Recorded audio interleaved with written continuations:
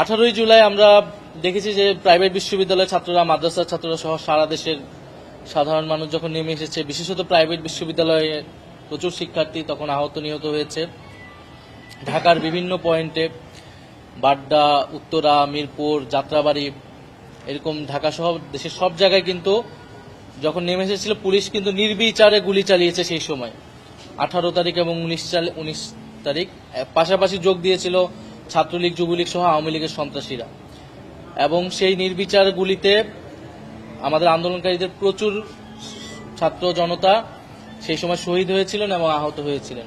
সেই ঘটনাগুলো আমরা বলেছি। 17ই জুলাই যখন বিশ্ববিদ্যালয়ে ভ্যাকেন্ট ঘোষণা করা হয় তখন আমাদেরকে তারা তথ্য পাঠায় এবং এক পর্যায়ে আমাদেরকে ডেকে তারা বলে যে ছাত্রদের উপরে এই নির্মমতা, সরকারের এই অত্যাচার বাড়বে যদি না আমরা সরকারের সাথে আপোষ করি। তখন আমরা স্পষ্টভাবে বলেছিলাম যে রক্তের উপর দাঁড়িয়ে আমরা কোনো সংলাপে যাব না। আমাদের ভাইদেরকে হত্যা করা হচ্ছে, আমাদের বিশ্ববিদ্যালয়গুলোকে আমাদের বের করে দেওয়া হচ্ছে, এই আচরণের প্রেক্ষিতে আমরা সরকারের সাথে বসতে পারি না। সরকারের উচিত হবে বিশ্ববিদ্যালয় হলগুলা বিশ্ববিদ্যালয় খুলে দেওয়া এবং আন্দোলনে কোনো ধরনের অত্যাচার না চালানো, আক্রমণ না চালানো। এই সরকার যে একটা ফ্যাসিবাদী এবং স্বৈরাচারী সরকার এবং তিনবার নির্বাচনকে তারা ভোটাধিকার কেড়ে নিয়ে যে ক্ষমতা নিরঙ্কুশ করছে, এটা তো আমাদের কাছে স্পষ্ট ছিল। এবং দেশের সবগুলো প্রতিষ্ঠানকে যে তারা দলীয়করণ করেছে এবং নিজেদের দলীয় স্বার্থে, ক্ষমতায় থাকার স্বার্থে ব্যবহার করছে, এটাও আমাদের কাছে স্পষ্ট ছিল। ফলে আমি বলেছি যে 18 সালে আমাদের সেই সন্দেহ রয়ে গিয়েছিল যে কোটা সংস্কার বা বাতিল কোনোটাই শেখ হাসিনা বা সরকার চাননি। সেই সময়ে আন্দোলনের প্রেক্ষিতে চাপের মুখে সরকার ঘোষণা দিয়েছিল এবং তার পরিকল্পনা ছিল সেটাকে সে যে কোনো সুযোগ পাওয়া মাত্র ফিরিয়ে আনবে, এবং সেটাই আমরা দেখেছি 2024 সালে ইলেকশনের পরে। ফলে আমাদের কাছে স্পষ্ট ছিল এটা আসলে কোর্টের বিষয় না, আদালতের বিষয় না, এটা রাজনৈতিক বিষয় এবং তৎকালীন ফ্যাসিবাদী সরকার এটিকে ফিরিয়ে নিয়ে আসছে তার লাভের জন্য। ফলে এই কারণে আমরা প্রথম থেকে আমাদের কাছে স্পষ্ট ছিল যে আমাদের দাবি আদায় হবে যদি আমরা রাজপথে আমাদের অবস্থান দৃঢ় করে রাখি। এই কারণে আমরা আদালতের প্রতি আমাদের আস্থা ছিল না এবং আমরা আদালতে যাইনি, আদালতের বিষয়ে আমরা কোনো মন্তব্যই করি না। আমরা বলেছি এটা নির্বাহী বিভাগের বিষয় এবং আমরা আমাদের আন্দোলন রাজপথ থেকে আদায় করব। আমাদের সেই দিনের প্রেক্ষিতে আমার যেটা অভিজ্ঞতা ছিল, হয়তো অনেক মিডিয়া এর বাইরে ছিল বা চেষ্টা করেছে, আমরা পরবর্তীতে এগুলো শুনতে পেয়েছি, কিন্তু 18 তারিখ বা 19 তারিখ আসলে মিডিয়াতে আমরা আসলে দেখতে পাইনি। মিডিয়াতে বারবার কিন্তু দেখানো হচ্ছিল যে আন্দোলন স্থগিত হবে, সরকারের সাথে তারা বসবে, এরকম নানান বিভ্রান্তিমূলক তথ্য আসলে হেডলাইন করা হচ্ছিল। এবং আমরা মিডিয়ায় বা সাংবাদিকদের কাছে যে তথ্যটা পাঠাচ্ছিলাম এবং এত যে হত্যাযজ্ঞ চলছে সেটা কিন্তু টেলিভিশনে আসতেছিল না। সেই প্রেক্ষাপটে আমি বলেছিলাম যে মিডিয়াকে সেই সময়ের জন্য সরকার সম্পূর্ণভাবে নিয়ন্ত্রণে নিয়ে নিচ্ছিল।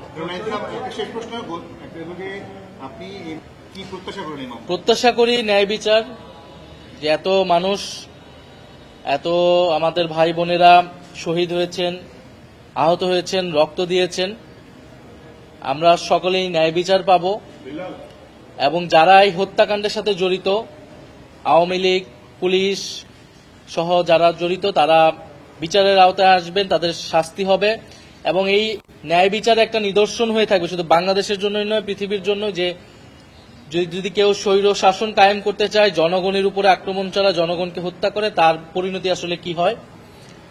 আর দ্বিতীয়ত আমি বলেছি যে এখন পর্যন্ত ট্রাইব্যুনালে আমরা সন্তুষ্টি জ্ঞাপন করছি, বিচার চলছে, কিন্তু মামলা কিন্তু আরো অনেকগুলো, এটা কিন্তু মাত্র একটা মামলা। ট্রাইব্যুনালে অনেক মামলা রয়েছে এবং সাধারণ কোর্টে আরো অনেক মামলা রয়েছে, গুমের মামলা রয়েছে। ফলে এই বিচারটাকে সার্বিকভাবে দেখতে হবে, কারণ আমরা যে সাধারণ কোর্টের যে মামলাগুলা, সেই মামলাগুলো সম্পর্কে কিন্তু আমরা তেমন ইতিবাচক কথা শুনতে পাচ্ছি না। শহীদ পরিবারদের সাথে যখন আমরা কথা বলি, অনেকে জামিন নিয়ে বের হয়ে যাওয়ার মতো ঘটনা ঘটতেছে, বা সরকারের সেটা নিয়ে প্ল্যান কি, এই বিষয়ে আমরা আসলে জানতে পারতেছি না। ফলে সেই মামলাগুলো যাতে যথাযথ গুরুত্ব সহকারে দেখা হয়, এইটা আমাদের আবেদন থাকবে। একইভাবে এই মামলাকে শুধু যাতে একটা তো রাজনৈতিক দিক যে শেখ হাসিনাকে আমি বিচারের আওতায় আনতেছি, আওয়ামী লীগ এনে থাকে, একইভাবে পুলিশ সহ, মিলিটারি সহ অন্যান্য বাহিনীর যারা এই জুলাই গণঅভ্যুত্থান সহ গুমের ঘটনায় যুক্ত, তাদেরকেও যাতে বিচারের আওতায় আনা হয়, কোনো বাহিনীর দেখে যাতে কেউ পার পেয়ে না যায়, সেটা আমাদের কাছে কিন্তু স্পষ্ট থাকতে হবে। কারণ আমরা দেখেছি গুমের ঘটনায় অনেক অভিযোগ এসেছে, আমি নিজে অভিযোগ দিয়েছি, ডিজিএফআই যেসব অফিসাররা আমাকে তুলে নিয়ে গেছে বা হেনস্থা করা হয়েছে। এছাড়াও যারা সেনাবাহিনীর বিভিন্ন অফিসার, র্যাবে যারা ছিল, ডিজিএফআইতে যারা ছিল, তারা যেই নেতিবাচক ভূমিকা গুমের ঘটনা এবং জুলাই গণ অভ্যুত্থানে পালন করেছে, আপনারা রামপুরা বাড্ডার ঘটনায় দেখেছেন বিজিবির একজন আর্মির অফিসার, এদেরকে কিন্তু এখনো গ্রেফতার করা হচ্ছে না। ফলে ট্রাইব্যুনালের কাছে এবং আদালতের কাছে, সরকারের কাছে আমাদের কিন্তু আবেদন থাকবে যে অপরাধী যে তাকে যাতে বিচারের আওতায় নয়, সে কোন বাহিনীর সেটা যাতে দেখা না হয়। আমরা যারাই জনগণের উপরে এই হত্যাকাণ্ড চালিয়েছে, গুম করেছে, নির্যাতন করেছে এবং সরকারকে ফ্যাসিবাদী হতে সহায়তা করেছে, ক্ষমতায় থাকতে সহায়তা করেছে, তাদের সকলকে দ্রুত সময়ের মধ্যেই গ্রেফতার করতে হবে এবং বিচার নিশ্চিত করতে হবে। 2 জুলাই আমাদের প্রত্যাশা ছিল সেই সময় যে শেখ হাসিনা এসে হয়তো আন্দোলন পক্ষে কথা বলবে, কিন্তু আমরা দেখলাম যে আন্দোলনের বিপক্ষে মুক্তিযোদ্ধা কোটার পক্ষে অবস্থানে এবং শিক্ষার্থীরা যারা আন্দোলনকার তাদেরকে রাজাকারের বংশধর, রাজাকারের নাতিপতি হিসেবে ট্যাগ দেওয়া হয়, সেটা শিক্ষার্থীদের জন্য ছিল অমর্যাদাকর, তাদের অভিভাবকদের জন্য ছিল অপমানজনক এবং সবাই ক্ষুব্ধ হয়ে কিন্তু শুধু ঢাকা বিশ্ববিদ্যালয় না, সারা বাংলাদেশের শিক্ষার্থীরা, ছেলেরা মেয়েরা কিন্তু রাস্তায় নেমে সেই রাতে এটার প্রতিবাদ জানিয়েছিল এবং এই বক্তব্য প্রত্যাহারপূর্বক শেখ হাসিনাকে ক্ষমা চাওয়ার দাবি জানিয়েছিল। একইভাবে 15 তারিখ আমরা দেখেছি যে ওবায়দুল কাদের বলেছিল এই আন্দোলন দমনের জন্য ছাত্রলীগই যথেষ্ট এবং এই বক্তব্য ছিল স্পষ্ট, উস্কানিমূলক, নির্দেশনামূলক যে আন্দোলনকারী যারা রয়েছে তারা রাজাকার, তাদেরকে আক্রমণ করা, তাদেরকে হত্যা করা বৈধ।